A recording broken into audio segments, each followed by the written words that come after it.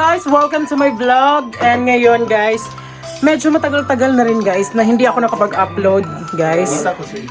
So ngayon, pupunta kami ng Barangay Rizal guys dahil may pa-contest sila dun sa Rizal, barangay dito sa Claveria, at kinuha kaming judge guys.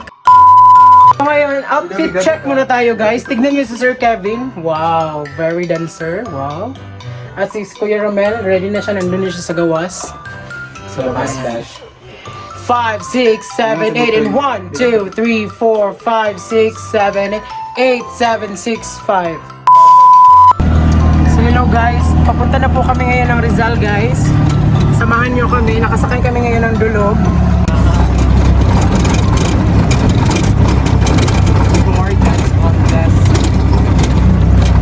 Kuya, lilis sa diriya o, klaro pa yan.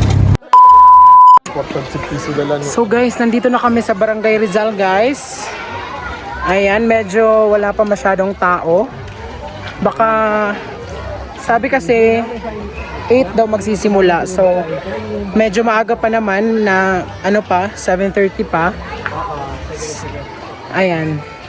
Supportahan nyo kami guys. So guys, nasa Barangay Hall kami ngayon guys. Ayan.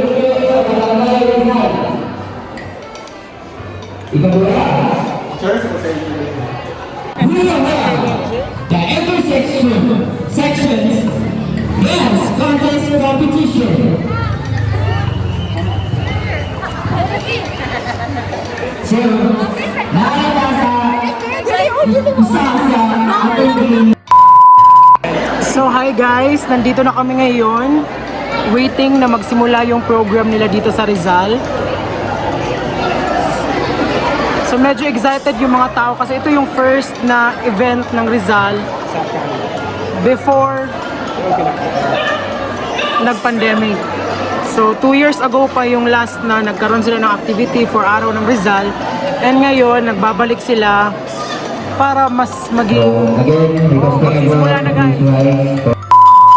A TikTok content creator with more than 50,000 followers on TikTok.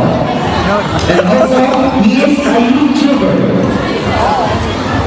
Please like and subscribe to our first judge, Mr. Peter. Saan paglood-lood, pe? Kami, nakapanyapon din kasama kaya ang tubag. So,